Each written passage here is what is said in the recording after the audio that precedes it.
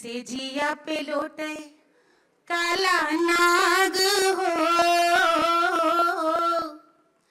कचौड़ी गली सुन कैला बलमो, मिर्जापुर कैला गुलजार हो, कचौड़ी गली सुन कैला बलमो, सेजिया पे कैला गुलजार हो, कचौड़ी गली सुन कैला बलमो। अब ये भी बनारस की जो संगीत परंपरा है उसकी बहुत प्रसिद्ध कजरी है जो गौहर जान जी की गाई हुई बताई जाती है। अब ये गौहर जान जी मलका जान जी की वो बेटी थी कि ये दूसरी गौहर जान थी, कोई नहीं जानता। लेकिन ये गीत जब उन्हें प्रेम हुआ था और उनके आशिक को अंग्रेजों ने फांसी दे दी तो उनके वियोग में विरह में क्या गाया उस पर है ये। अरे जो मोरे हाथावा होत कटरिया है, जो मोरे हथवा होत कटरिया, अरे बहा दे तो गोरावन के खून हो, कचौड़ी गली सुन कैला बलमो, मिर्जापुर कैला गुलजार हो, कचौड़ी गली सुन कैला बलमो, कचौड़ी गली सुन कैला बलमो, कचौड़ी गली सुन कैला बलमो। बनारस का बहुत बड़ा कंट्रीब्यूशन ये भी है कि यहाँ पर जो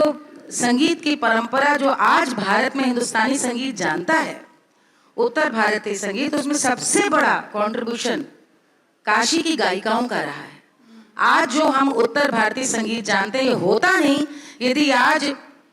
रसूलन बाई नहीं होती, आज बड़ी मोती बाई नहीं होती, विद्याधरी बाई नहीं होती, आज हुस्ना बाई नहीं होती, आज ये सब सविता सिद्धेश्वरी देवी नहीं होती तो होता ही नहीं। लेकिन ये देश काल परिस्थिति के संग ऐसे चली कि दो संक्षेप में बात बता रही हूँ। एक उदाहरण जो बहुत सुंदर अमृताल नागर जी की पुस्तक ये कोठे वालियों में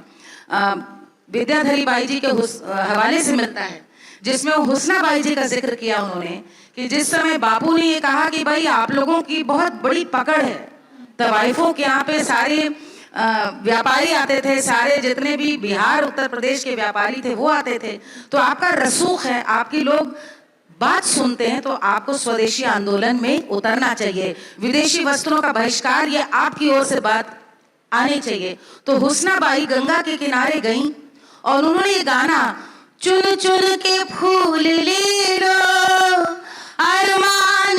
रह न जाए, ये हिंद का बगीचा गुलजार रह न जाए, ये उन्होंने गाते हुए लोहे के कंगन पहनते हुए सारे जेवर उतार करके महात्मा गांधी के आंदोलन में दे दिए थे। दूसरा किस्सा तो बड़ा खूबसूरत विक्रम जी ने अपनी किताब में लिखा कि गौहर जाने ने जी ने शर्त रखी थी कि बापू आएंगे तो उस महफिल उनके लिए पैसा जनरेट करने की, बापू नहीं आए तो उन्होंने आधा पैसे रख लिए थे और आधे ही उसमें दिए। और तीसरा किस्सा ये है कि जब महामना पंडित मदन मोहन मालवीय जी बनारस हिंदू विश्वविद्यालय बनाने के लिए घर घर उनकी स्वेच्छा से दान ले रहे थे, तो दाल मंडी तो कोई गया ही नहीं,